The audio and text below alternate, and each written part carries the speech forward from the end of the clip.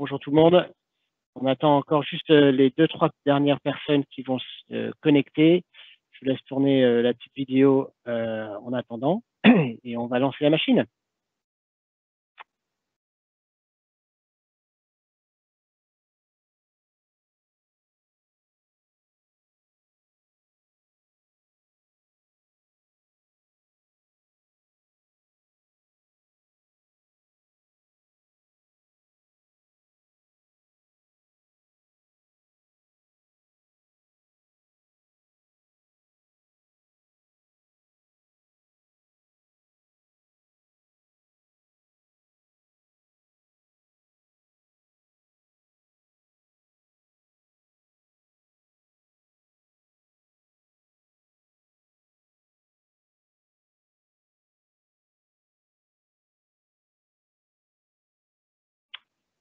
Bon, bah, je propose qu'on lance les hostilités.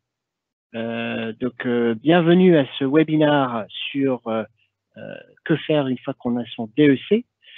L'idée est de pouvoir vous apporter une vision de la suite une fois le DEC en poche, selon les différents rencontres que nous avons pu faire au cours des, moi en tout cas au cours des 17 dernières années. Ce webinaire est enregistré, donc il est disponible en ligne par la suite. Et n'hésitez pas à poser vos questions dans le chat et au fur et à mesure, j'essaierai d'y répondre et surtout, je prendrai le temps à la fin de répondre à toutes vos questions. Donc, n'hésitez surtout pas. Ce que j'ai à vous présenter est plutôt généraliste et donc, vous avez tous des cas de figure beaucoup plus personnels et donc voilà. Du coup, on y va. Je me présente, je m'appelle Bénédicte Wittet, je travaille chez Hayes depuis 2002 sur ses activités, 2003 sur ses activités, donc l'audit et l'exercice comptable, et je dirige l'activité sur Paris et sur les dom-tom. On va parler de quoi? C'est quoi le déroulé de ce webinaire? C'est présentation rapidement de ce qu'on est, une petite préambule, et après ça, on va rentrer sur le vif du sujet. Donc, l'audit expertise comptable, c'est quoi? C'est une activité qui existe depuis 2003.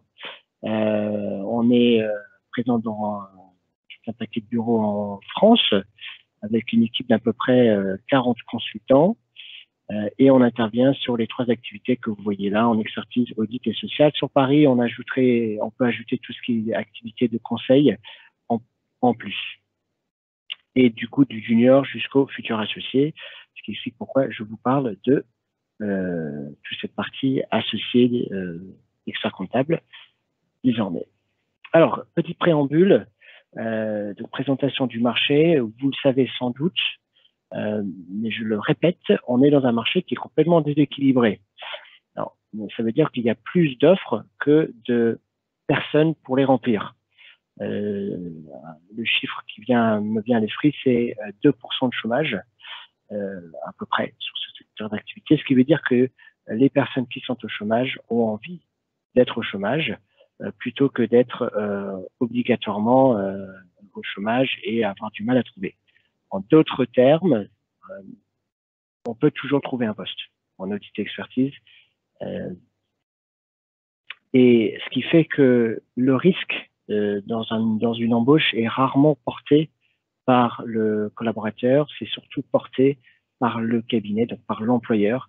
Parce que si jamais le poste ne convient pas au collaborateur, quel que soit son niveau, il peut trouver assez facilement une autre opportunité. Si jamais le collaborateur s'en va, en revanche, l'entreprise, c'est-à-dire le cabinet, aura du mal ou avoir un long délai pour le remplacer.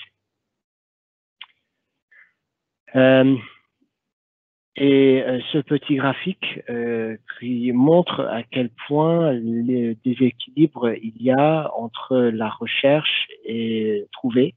Donc, le temps que va passer un candidat à chercher un poste et le temps qu'un cabinet va passer à chercher un collaborateur. Alors, le collaborateur, donc le candidat, ici, va généralement retrouver un poste en moins d'1 mois. Là où le cabinet va passer plus d'1 mois à chercher son collaborateur. Donc ça, c'est issu des enquêtes qu'on fait tous les ans. Alors, du coup, rentrons dans le vif du sujet, le DEC. Alors, je pense qu'il y a un élément qui est très important à retenir et qui ne va pas forcément faire plaisir à tout le monde. Le DEC est avant tout un permis d'exploiter. Comme un permis de conduire, ça vous donne le droit de conduire une voiture, ou en l'occurrence là, d'ouvrir un cabinet et de signer des comptes. Ça ne veut pas dire que vous avez forcément toutes les compétences pour le faire. Et il faut bien faire la distinction parce que parfois on va rencontrer des personnes qui disent j'ai le DEC, donc, et c'est là aujourd'hui, j'ai le DEC, ok, super, qu'est-ce que vous avez comme compétences? Et ces compétences, et je vais les énumérer à la fin, mais concrètement il y en a 3. C'est une expérience terrain, technique, de savoir connaître ce métier.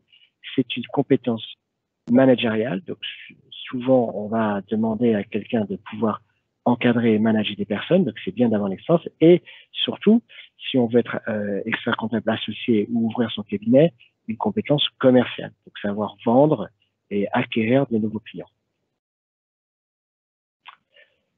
Alors, c'est un sujet très vaste que je vais balayer. Il y a beaucoup de variétés, beaucoup de choses différentes.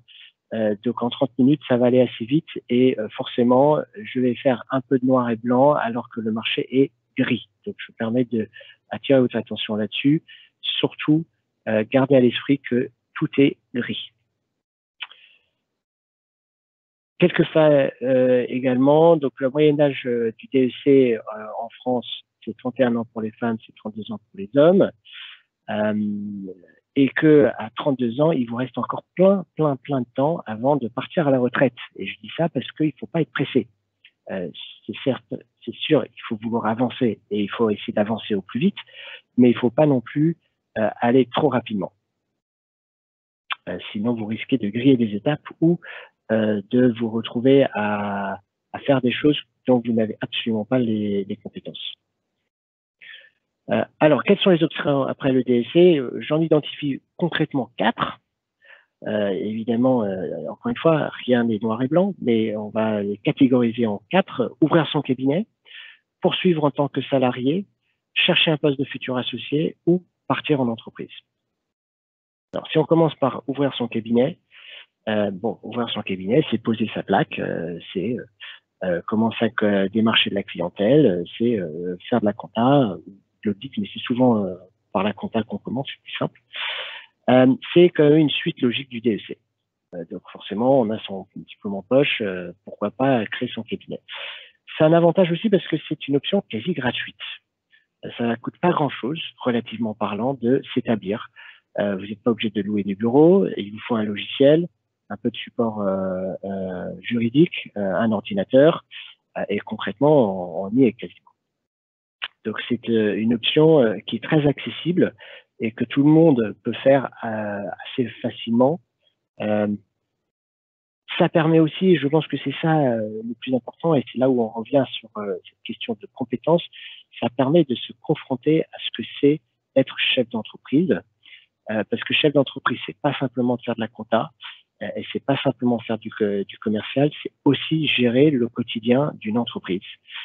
Donc il y a du développement, il y a du commercial, il y a la gestion, la négociation des contrats, c'est le recouvrement, c'est établir des budgets, c'est faire le marketing de l'offre, donc trouver un moyen de trouver un bon équilibre entre le prix et de votre prestation et si c'est acceptable auprès de vos clients, c'est cibler vos clients, bref, c'est plein de choses et c'est des atouts que vous allez acquérir au fur et à mesure de votre expérience qui vont être très utiles par la suite, soit si vous décidez de vous associer, soit si vous réussissez et vous continuez à développer votre cabinet. Ça permet aussi de créer du chiffre d'affaires, évidemment, bon, c'est l'objectif. Et le fait de créer son chiffre d'affaires vous donne d'autres options par la suite dont on va parler. En plus de, évidemment, réussir son projet qui est de créer son cabinet. Enfin, tous ces éléments-là font que vous êtes force de proposition. Alors, c'est mal, hein. Vous êtes force de proposition pour négocier un rapprochement avec un confrère, surtout le côté chiffre d'affaires. Je souligne ce côté chiffre d'affaires qui n'est pas simplement une question d'argent, c'est aussi une question de preuve, c'est-à-dire preuve que vous savez faire, preuve que vous avez réussi. Et ça vaut pour beaucoup. Et l'autre avantage d'établir son cabinet, c'est qu'en cas d'échec, ce qui est possible, ça se trouve que vous ne réussissez pas, que le cabinet ne se développe pas comme vous voulez, que vous n'arrivez pas à vivre convenablement, le risque est quasi zéro. C'est-à-dire que au pire, vous retournez salarié. Vous allez trouver un poste assez facilement et c'est reparti. Vous pouvez toujours valoriser l'expérience, et ça, c'est très important, parce que vous aurez été confronté à des difficultés des chefs d'entreprise, comme j'ai mentionné sur le précédent slide, et ça, c'est valorisant. Et c'est valorisé. Les recruteurs aiment bien, les experts comptables, les associés aiment bien savoir que la personne sait de quoi elle parle. Et c'est parce qu'on sait de quoi on parle qu'on se connaisse mieux. Et comme vous vous connaissez mieux, vous savez plus ce sur quoi vous êtes bon et ce sur quoi vous êtes moins bon. Et donc, du coup, on perd moins de temps à se voiler la face. Sauf exception, il y a toujours un petit chiffre d'affaires.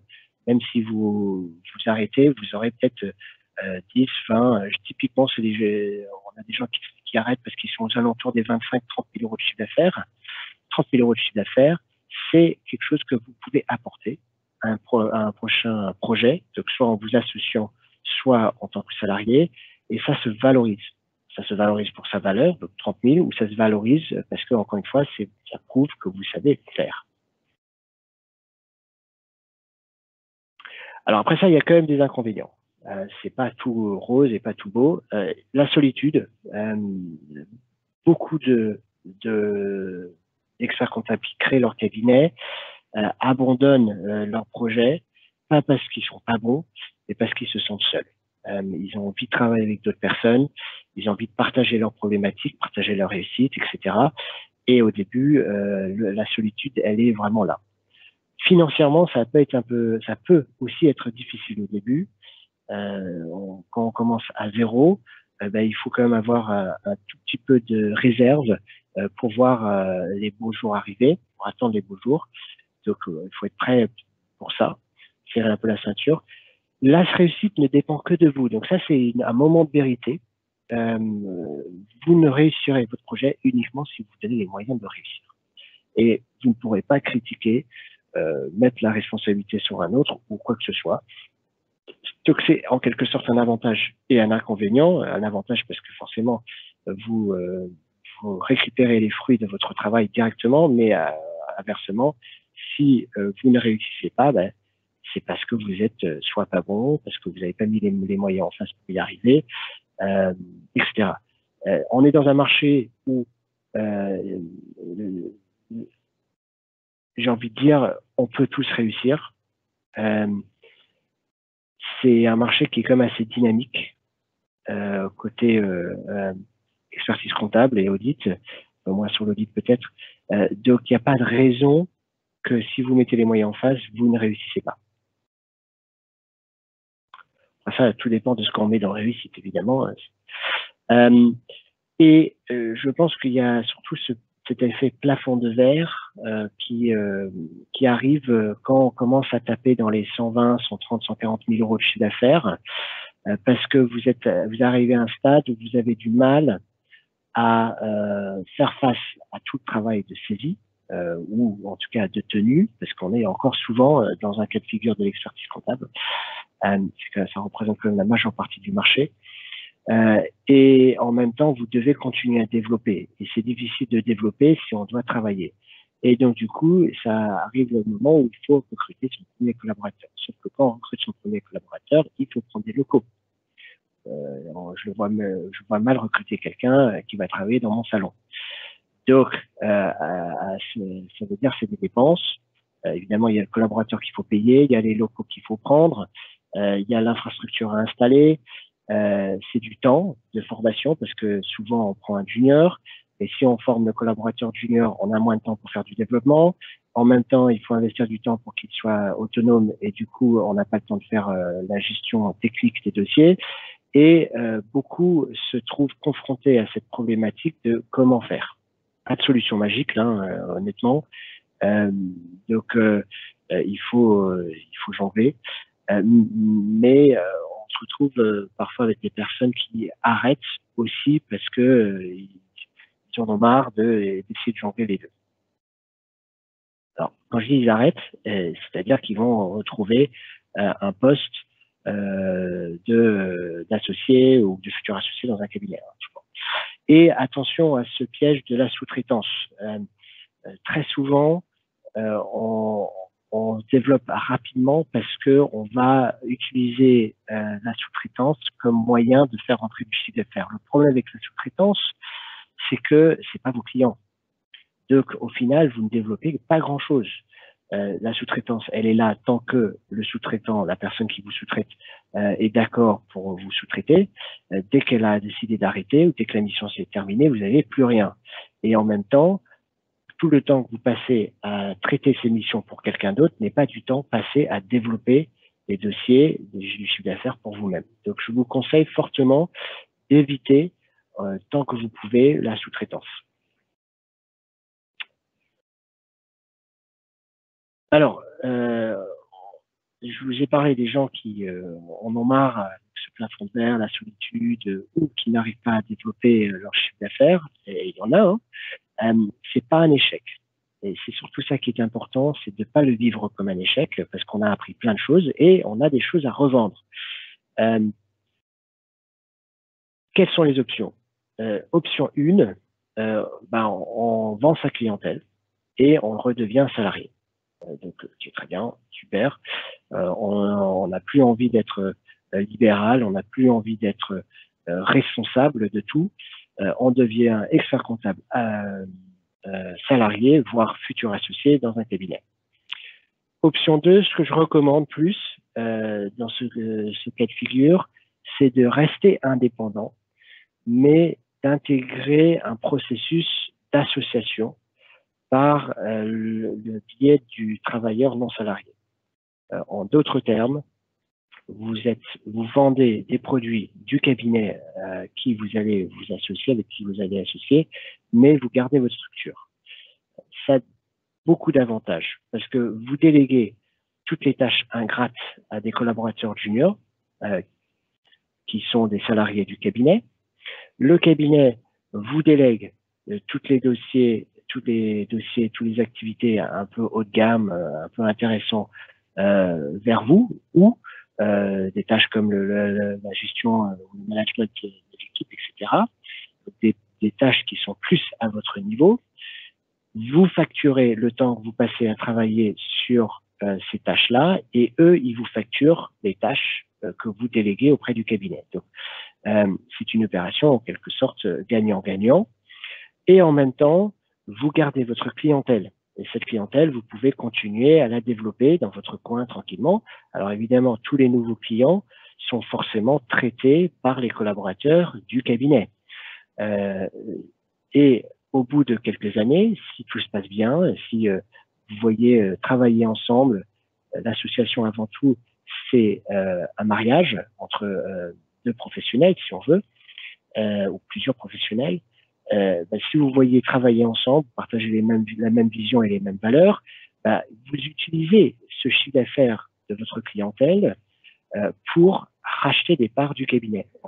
Ou, en d'autres termes, vous vendez votre clientèle au cabinet et le cabinet vous donne des parts. Donc, c'est vraiment une solution que je trouve très intéressante parce que si jamais vous décidez que vous n'êtes pas fait pour travailler ensemble, vous partez avec votre ordinateur, votre clientèle, et il n'y a pas de problématique. Voilà. Donc, en cas d'échec, vous partez avec votre clientèle et vous n'avez rien perdu. Alors, l'objectif, évidemment, c'est pas que ça ne marche pas. L'objectif, c'est que ça marche. Alors, option 2, poursuivre en tant que salarié. Alors, il n'y a pas de honte et je pense que c'est important de souligner, d'avoir son DEC et de ne pas devenir associé. Et c'est même une option qui a beaucoup d'avantages.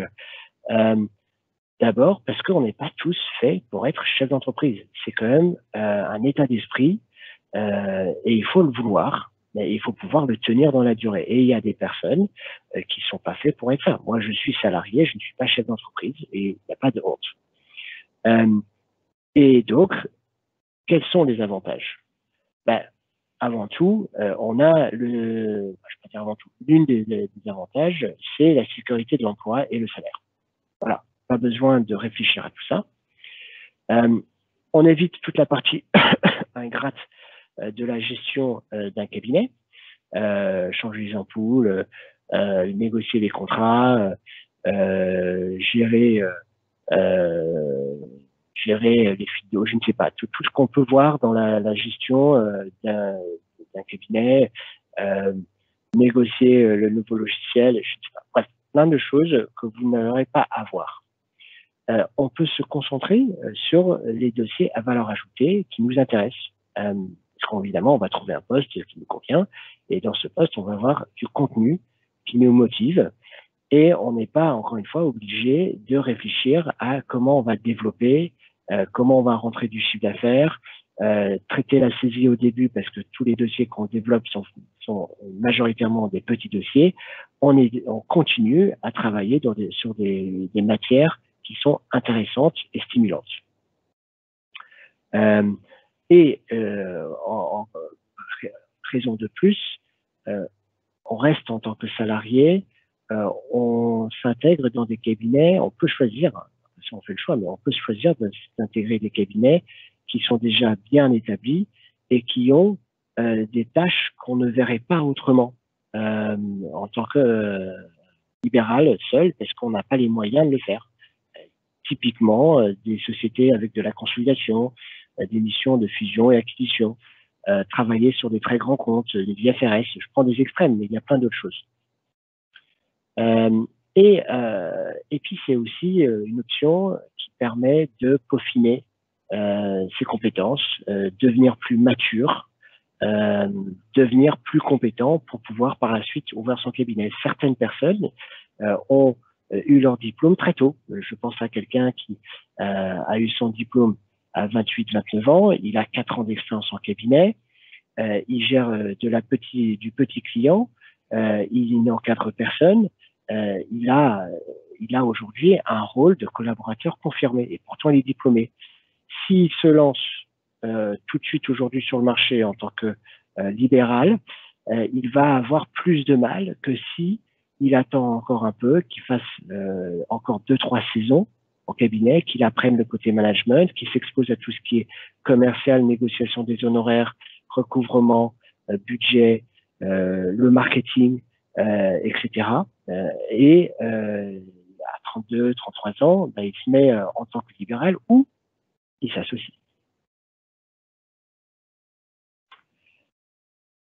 Et voilà, et comme je disais, être salarié n'exclut pas la possibilité de devenir associé par la suite. Chercher un poste en tant que futur associé, alors c'est, j'ai envie de dire, le poste dont rêve tout le monde, parce que ça allie à la fois la volonté d'être indépendant et valoriser son diplôme, sans se lancer dans la création d'un cabinet. Donc c'est vraiment top, mais il faut trouver. Et c'est surtout ça la difficulté. Mais bon, tant qu'on n'a pas trouvé, on n'est pas obligé de changer de poste. Donc ça c'est la première chose. Si on choisit bien son cabinet, ça c'est là où il faut être attentif. Les perspectives d'association sont réelles et donc du coup on peut prendre une participation dans le cabinet. On peut aussi bénéficier de l'accompagnement des associés qui sont sur place actuels et qui ont pour objectif de vous tirer vers le haut. Et surtout, on a plus de moyens et plus d'aide que si on était seul. Et comme pour un poste d'expert comptable salarié, on travaille tout de suite sur des dossiers qui peuvent être plus intéressants que si on est en libéral. Maintenant, Les inconvénients sont nombreuses. D'abord et avant tout, il faut une expérience terrain. On ne va pas recruter un futur associé.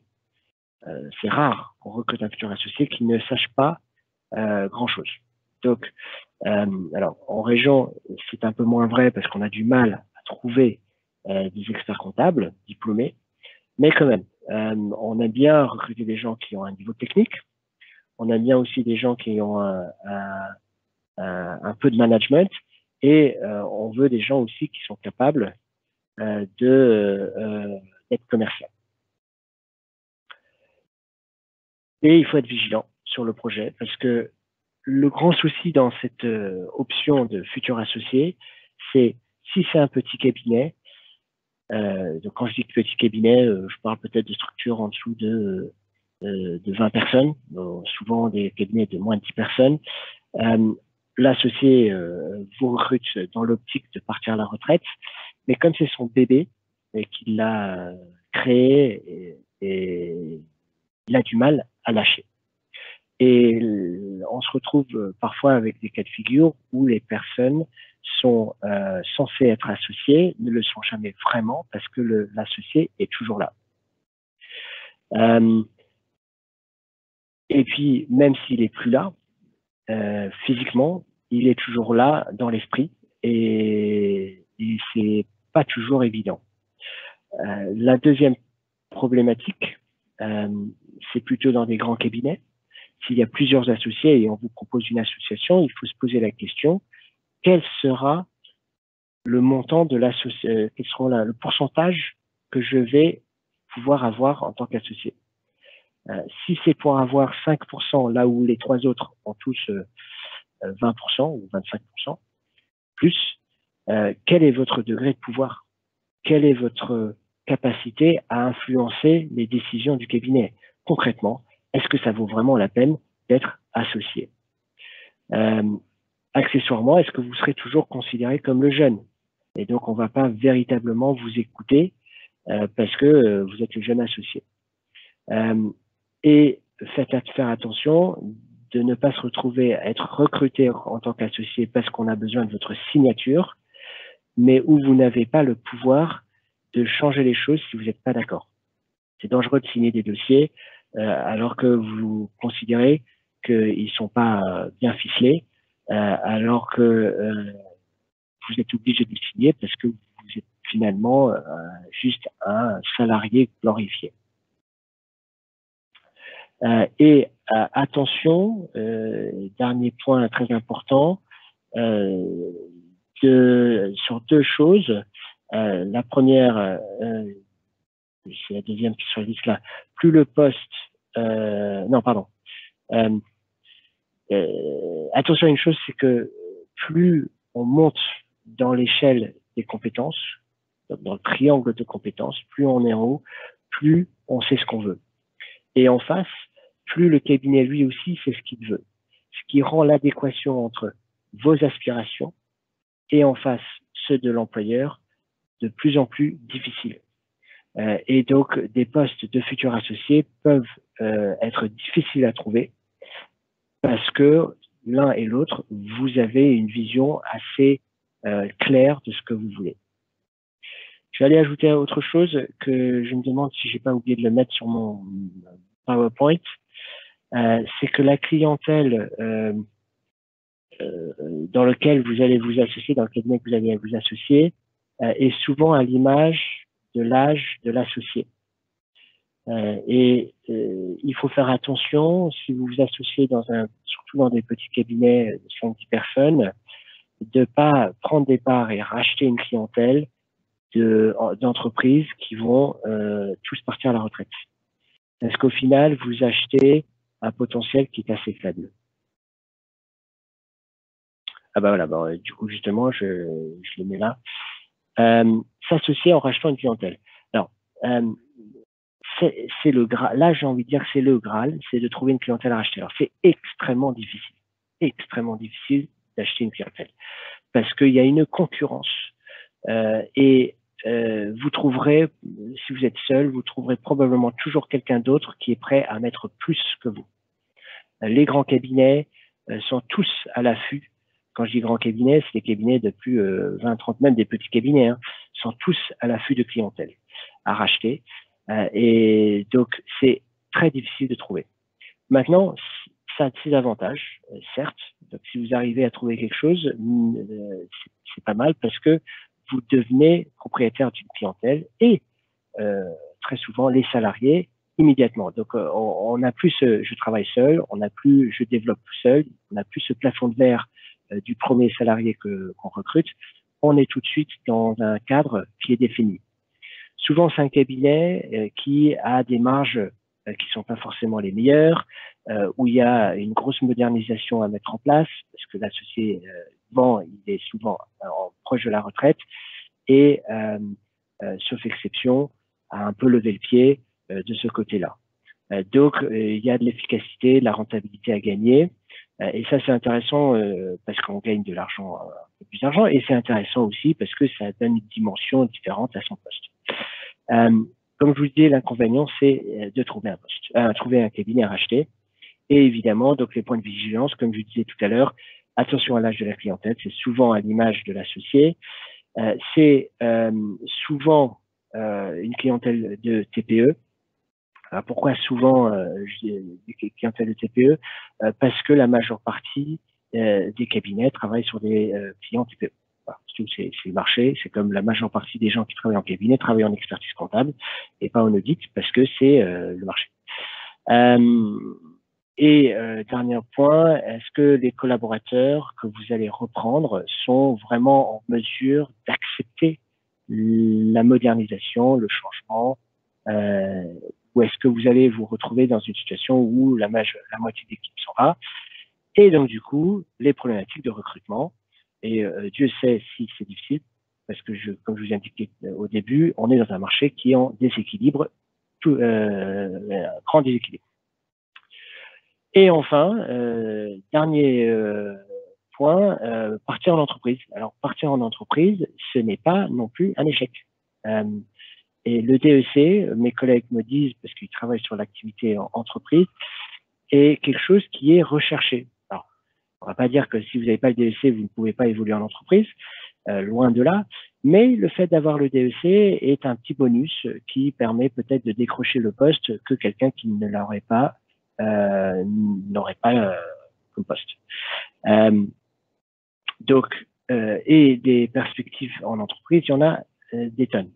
Des postes, il y en a des tonnes. Des choses intéressantes à faire en entreprise, il y en a plein.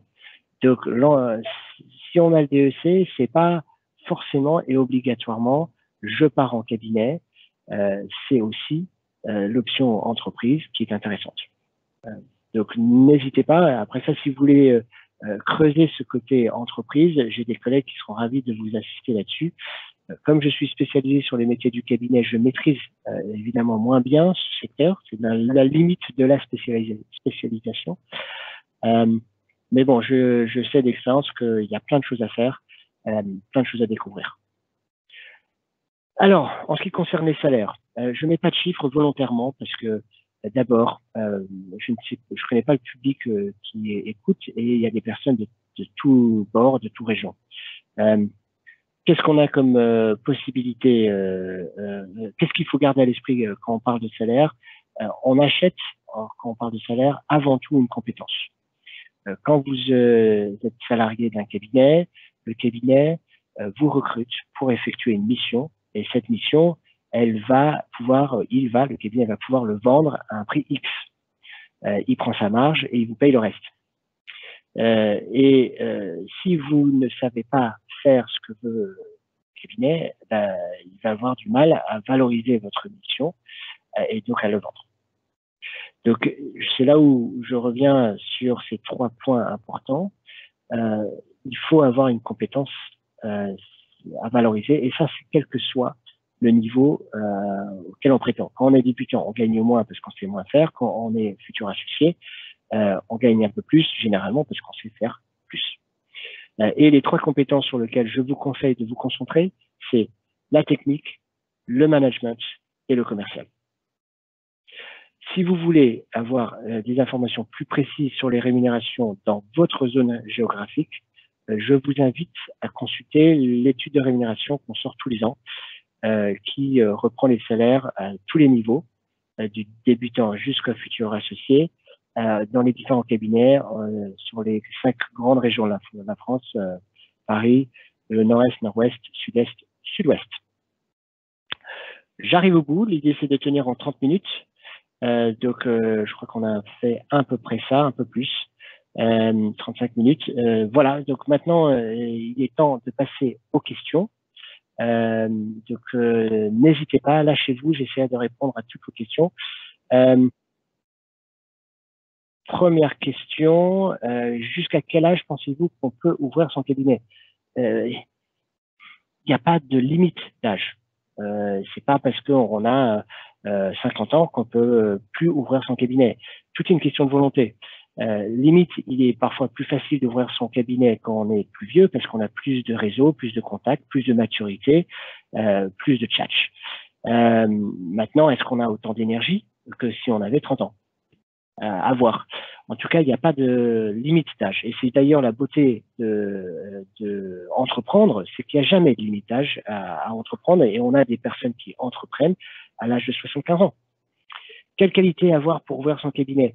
Je pense que c'est une question très large et je vais essayer de le simplifier au maximum. La première des qualités, c'est la volonté. C'est de l'énergie, parce que créer son entreprise, parce qu'ouvrir son cabinet, c'est créer son entreprise, c'est beaucoup d'énergie, c'est beaucoup de temps, donc il faut vouloir. Et les gens, souvent, n'arrivent pas à ouvrir avec réussite leur cabinet parce que ils n'ont pas la niaque pour le faire. Ça ne veut pas dire qu'ils sont pas bons techniquement, ça ne veut pas dire qu'ils savent pas discuter ou tchatcher avec les gens. Voilà. Donc je pense que ça c'est la première chose. Deuxièmement, il faut avoir aussi la fibre commerciale. Il faut être en mesure de développer sa clientèle, donc c'est-à-dire aller vers les gens, les tchatcher, les convaincre, vendre. Il faut avoir une fibre commerciale. Sans ça, ça va être très difficile. Et puis après ça, les autres atouts, bon, on va les acquérir avec le temps. Le management, évidemment, c'est quand même beaucoup mieux d'avoir une vision, d'avoir une expérience en management avant, parce que ça facilite les choses par la suite. Sinon, on apprend en faisant et le management, c'est difficile. Et puis évidemment, il y a le côté technique. Hein, il faut avoir un produit à vendre. Si on maîtrise pas le produit qu'on vend, on n'arrivera jamais à le faire bien. Donc voilà. Est-ce qu'il est possible d'aller à l'étranger avec le DEC, notamment en Suisse? Avez-vous des conseils contacts? Alors, oui, il est possible d'aller à l'étranger avec le DEC. En Suisse, je ne sais pas.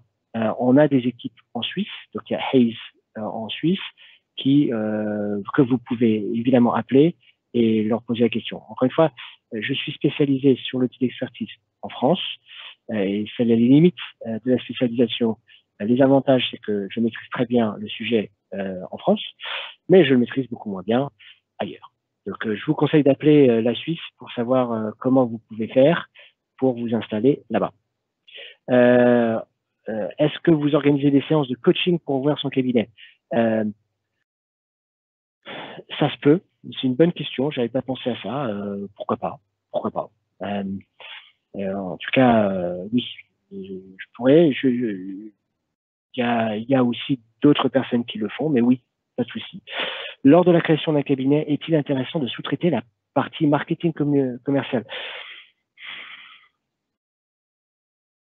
Je pense que oui.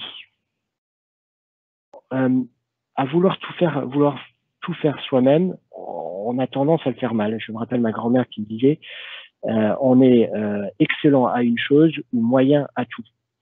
Et l'un des problématiques qu'on a dans le monde libéral de l'expert comptable, c'est que il a tendance à endosser trop de responsabilités et donc du coup de les faire moyennement bien.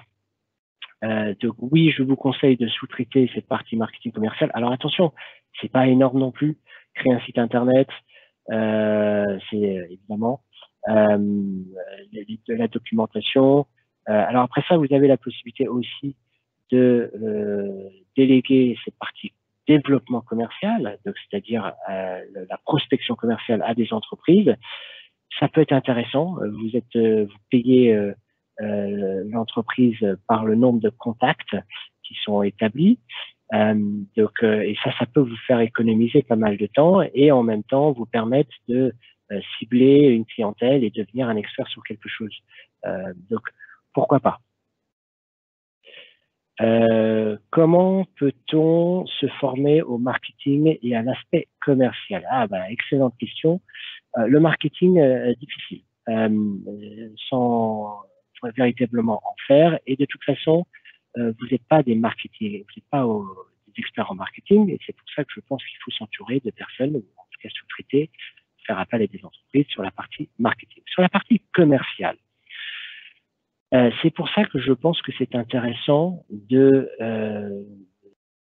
monter les échelons dans un cabinet avant de se lancer, parce que plus vous montez les échelons, plus vous devenez, plus proche vous devenez du manager ou du management, plus vous êtes exposé à cette partie développement commercial. Vous pouvez donc du coup vous faire vos dents, vos griffes ou je ne sais pas quoi en tant que salarié avant de vous lancer en tant que libéral. Maintenant, la partie commerciale, encore une fois, c'est avant tout une volonté de se lancer. C'est pas difficile à faire. Ah non, c'est pas compliqué à faire. C'est difficile à faire. C'est pas compliqué parce que il suffit d'aller vers les gens. Alors, il y a plein de moyens de le faire. Bon, en ce moment, en Covid, c'est difficile. Mais normalement, il y a plein de choses qui sont déjà organisées pour favoriser les rencontres. Donc, il faut se renseigner un peu sur les événements. Il faut s'inscrire au CCI. Il faut faire de l'aide à la création d'entreprises. Il y a plein de choses. La difficulté, c'est d'avoir la volonté d'y aller. C'est de prendre son téléphone pour démarcher, par exemple. C'est frapper à des portes. C'est dans un événement où il y a 300 personnes, d'aller discuter avec le maximum nombre de personnes, prendre des cartes de visite et après ça, avec ces informations, les exploiter parce que c'est bien beau d'aller chercher ces infos, mais si on les exploite pas, ça sert à rien. Et tout ça, ça demande à la fois une vraie volonté, et un vrai envie, il faut pas avoir peur, et une grande discipline, parce que c'est très facile une fois qu'on a commencé à rentrer un ou deux clients, de se réfugier sur ces deux, trois clients et de plus rien faire après. Je sais, je parle d'expérience. Je suis un commercial et c'est beaucoup plus facile de ne pas prendre son téléphone que de le prendre. Avec le DEC en entreprise, on peut postuler sur quel type de poste. Alors en fait, tout va dépendre de ce que vous avez déjà fait. Si vous êtes, je vais prendre des extrêmes parce que c'est ce qui est le plus facile. Si vous êtes auditeur en assurance, par exemple, manager, vous allez avoir plus de facilité à trouver un poste dans une compagnie d'assurance ou une mutuelle. Je ne sais pas quoi. Mais voilà, déjà, on est sectorisé par rapport à la clientèle sur laquelle on a travaillé. Si vous avez, si vous êtes encore collaborateur confirmé, c'est-à-dire vous gérez un petit portefeuille, ben, vous allez probablement avoir des offres plutôt de chef comptable que de DAF. Donc, c'est pour ça que ça va vraiment dépendre de ce que vous avez comme parcours. Et puis, ça va dépendre aussi de ce que vous voulez faire. Je prends encore une fois des exemples un peu extrêmes. Si l'objectif, c'est de devenir auditeur interne ou responsable de l'audit interne, alors évidemment, c'est quand même plus simple de faire ça si on a fait de l'audit externe que si on a fait d'expertise comptable. Mais il faut garder à l'esprit qu'on passe beaucoup de temps en déplacement. Et quand on a 31, 32 ans, peut-être qu'on a une famille, des enfants, passer 60-70% de son temps en déplacement n'est pas forcément une priorité. Donc, il faut mieux pas être auditeur interne. Si les questions, j'y réponds pas forcément aussi bien que vous voulez, n'hésitez pas à relancer la question. Comment savoir qu'on est prêt pour ouvrir son cabinet? Voilà. On trouvera toujours des raisons pour ne pas faire. Et je pense que c'est ça qu'il faut avoir à l'esprit. Il y a toujours des raisons pour ne pas faire. et toujours très peu de raisons pour faire. Parce que faire, ça demande de l'effort. Donc, je pense que déjà, il faut être, encore une fois, je reviens sur ce que je disais tout à l'heure, il faut être dans un état d'esprit de vouloir faire, d'aller conquérir. Si on n'est pas prêt à mettre l'effort, à faire l'effort considérable, hein, parce que c'est considérable, pour y réussir, c'est sûr qu'on n'est pas prêt à ouvrir son cabinet. On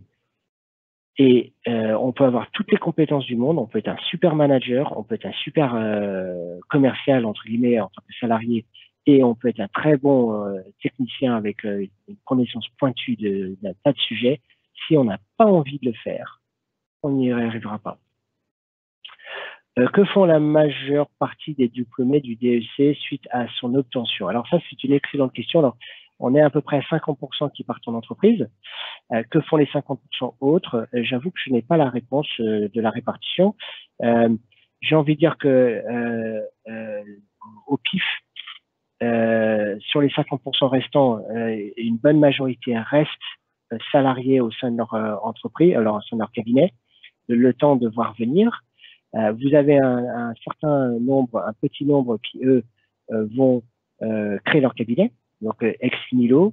Et puis, vous avez la dernière proportion qui doit être, on va dire peut-être, non, je ne vais pas mettre de chiffres parce que je ne sais pas, dernière petite proportion qui vont utiliser l'obtention du diplôme comme catalyste pour aller chercher ce poste qui va permettre de devenir associé. Est-il intéressant de débuter en franchise? Oui, pourquoi pas. Je pense que il faut savoir deux choses. Il faut protéger sa clientèle, parce que c'est ce qui vaut le plus cher chez vous, c'est la clientèle. Donc, si être franchise ou même pas forcément franchise, mais partie d'un réseau qui vous accompagne en contrepartie duquel vous leur versez une partie de votre chiffre d'affaires ou vous payez ou je ne sais pas quoi, tout ça, si ça vous aide à accélérer votre développement, pourquoi pas? Il faut simplement être sûr que la porte de sortie, elle est claire, que le coût de sortir, elle est claire, s'il y en a une, s'il y en a un, pardon, et que vous puissiez partir du réseau ou de la franchise avec vos billes. Sinon, finalement, je l'ai dit, c'est pas forcément une mauvaise chose non plus, mais vous êtes enfermé dans un système et il faut avoir envie, voilà, il faut adhérer à ce système éternellement. Donc, c'est pas forcément une mauvaise solution, il faut juste être sûr du détail. Le Covid est-il un frein à la création d'un cabinet? Bonne question. Est-ce qu'on a eu moins de création d'entreprises de manière générale en France? Au contraire, je crois qu'on a eu plus de création d'entreprises, ou en tout cas moins de faillites d'entreprises. Ça, c'est sûr, je crois moins de faillites d'entreprises cette année que d'habitude, lié probablement au PGE. Je ne sais pas. Je ne sais pas. Après ça, on est en train de sortir du Covid. Donc, je pense que c'est une question qui se pose plus vraiment maintenant. Le temps que vous lancez, si vous êtes encore salarié, on parle de 3-4 mois déjà, minimum, le temps que psychologiquement on s'y met, on commence à réfléchir, on pose sa démission, on a 3 mois de préavis, ou on négocie une rupture. Donc, début d'exploitation réelle, septembre. Donc en septembre, on sera probablement à 40 millions de personnes vaccinées et réouverture des bars, restaurants et tout ça depuis déjà 2-3 mois. Donc, je pense que le Covid n'est pas vraiment un frein aujourd'hui. Mais après ça, je fais ça un peu au pif. C'est pas factuel. Quel CA minimum peut-on viser lorsqu'on ouvre un cabinet? Bon là, quelle est la longueur d'un morceau de ficelle? Ce que vous voulez. Alors peut-être la question c'est qu'est-ce qu'il faut viser comme chiffre d'affaires la première année? 40-50 000 euros peut-être à la fin de la première année. Évidemment, au premier jour, vous êtes à 0. Mais à la fin de la première année, vous pouvez peut-être envisager la deuxième année avec déjà 40 ou 50 000 euros en poche. j'ai tendance à rencontrer deux types de profils. Ceux qui ont bien réussi la première année, qui sont à la fin de la première année à 60-70 000, ce qui est pas mal, hein, 60-70 000 euros de chiffre d'affaires, ça fait beaucoup de clients. Et attention, 60-70 000 de chiffre d'affaires sans la sous-traitance. Donc on enlève la sous-traitance. Et ceux qui ont moins bien réussi, qui sont à 30 000. Tout va dépendre après ça de votre capacité à tenir dans la durée. C'est pas parce qu'on est à 30 000 au bout de la première année qu'on a que c'est un échec. Loin de là, c'est une réussite déjà. Donc est-ce que par contre on a envie de donner les moyens d'aller plus loin ou est-ce qu'on en a marre? Et à ce moment-là, on utilise les 30 000 qu'on a fait pour s'acheter, entre guillemets, un poste de salarié ou futur associé dans un cabinet. Pensez-vous que lors d'un rachat de cabinet, il faut mettre en place une politique de fidélisation des collaborateurs du cédant? Oui, oui. Mais peut-être qu'il n'y a pas besoin. Je pense qu'il faut être sensible au risque de départ. Et c'est pour ça que souvent, si les cédants sont bien, intelligents et ont leurs collaborateurs à l'esprit, ils vous accompagnent sur une année ou 2 ans pour justement sécuriser côté collaborateur et surtout sécuriser côté client.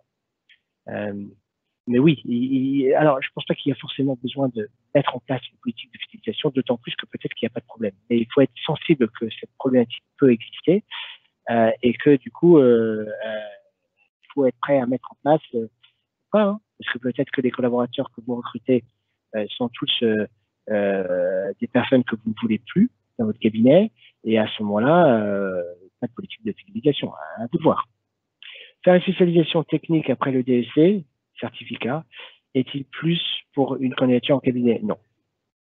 Très concrètement, non. Je ne vais pas recruter quelqu'un parce qu'il a un certificat en IFRS. Je vais le recruter pour un poste en IFRS parce qu'il a fait du IFRS. Quel est l'avantage d'avoir le DEC en entreprise? Bonne question. Quand on m'a dit que le DEC était valorisé en entreprise, j'étais étonné. Mais ça semble être un diplôme qui est reconnu par les employeurs comme un certain gage de qualité. Et à mon avis, ça facilite l'embauche. Je suis pas convaincu que parce qu'on a un DEC, qu'on sera un meilleur DAF. Mais là, peut-être c'est une question à poser auprès de nos équipes qui s'occupent des postes en finance. Coaching management RH ou sous-traiter la partie RH? Alors là, il va falloir peut-être poser une question un peu plus précise parce que est-ce que l'idée c'est de est-ce qu'on recrute quelqu'un un responsable des ressources humaines ou est-ce que c'est on vire tout le monde et on sous-traite les dossiers? Si on part du fait de sous-traiter, de pas sous-traiter les dossiers, parce que je pense pas que c'est forcément une très bonne solution, mais bon, ça c'est juste moi. Si on part du principe de recruter quelqu'un pour gérer les ressources humaines, en définitive, oui, ça c'est une bonne solution, mais quand on est 10, je pense que c'est pas forcément nécessaire. Et c'est là où effectivement avoir une sorte de RH qui est là un jour par semaine a son utilité. En tout cas, prendre le temps de gérer efficacement et professionnellement les ressources humaines, ça vaut la peine. Parce que les personnes, c'est ce qui fait votre richesse. Si vous avez personne pour gérer les dossiers, vous n'avez pas de chiffre d'affaires qui rentre parce que vous ne pouvez pas gérer les dossiers. Donc, il faut que les personnes restent. Il faut que vous ayez des personnes, il faut qu'ils restent. Et pour qu'ils restent, il faut qu'ils soient traités. Il faut qu'ils aient les outils, l'information, les réponses, des personnes qui prennent le temps de les aider sur des problématiques qui peuvent être tout bêtes. Et comme ils sont tout bêtes, on s'en occupe pas, quand on a des choses plus importantes à faire.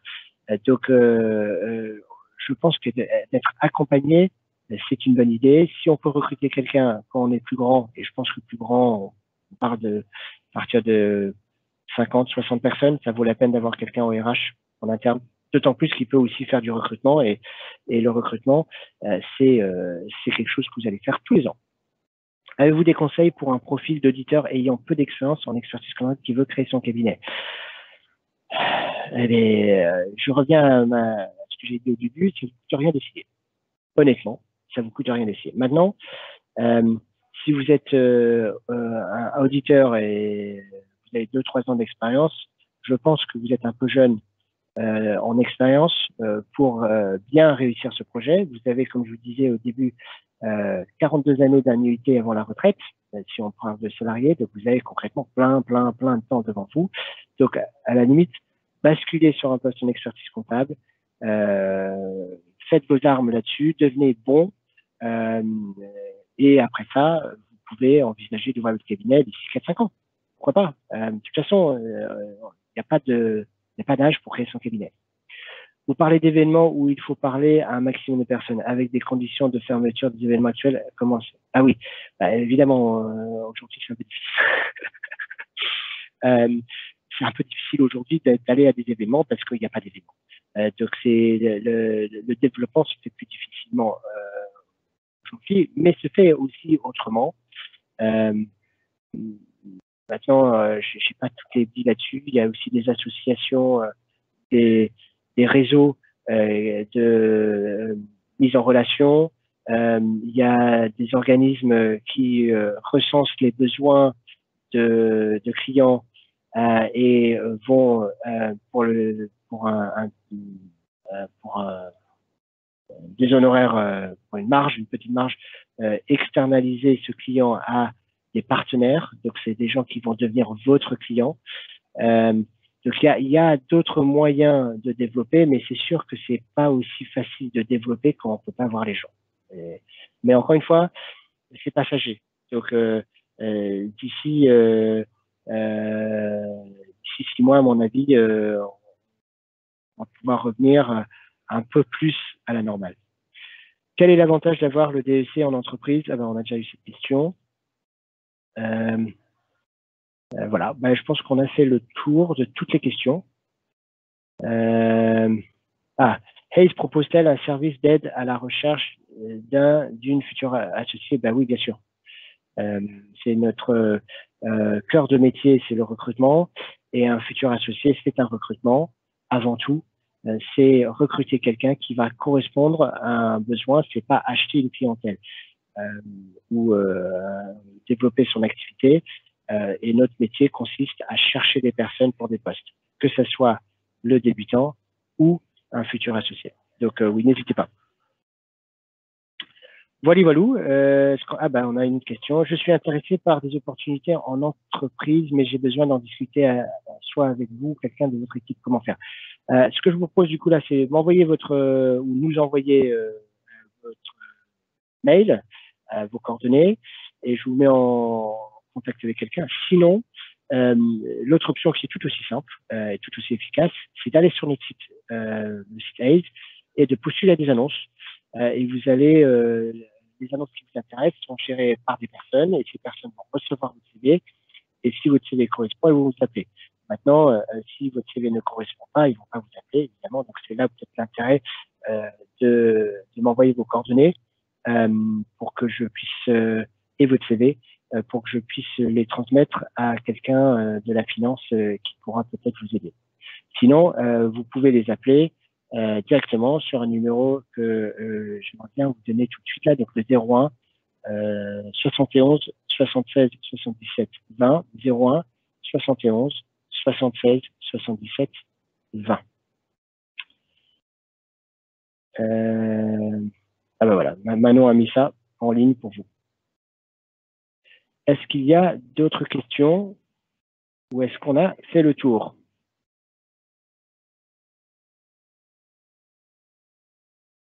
Je pense qu'on a fait le tour. On a pris à peu près 1 heure, ce qui était prévu avec les questions. Donc, merci beaucoup d'avoir pris le temps d'écouter, de m'écouter. J'espère que ce que je vous ai dit vous permet de mieux vous projeter sur l'avenir. Si vous avez des questions encore plus personnelles, N'hésitez pas à m'appeler et on peut discuter et envisager les options qu'on vous présente. Et sinon, bah, je vous souhaite un très bon déjeuner pour ceux qui vont aller manger et un très bon après-midi, très bonne semaine. Et croisons les doigts, fin de Covid d'ici 6 mois et on est parti comme avant. Très bonne, merci encore et peut-être à bientôt pour certains.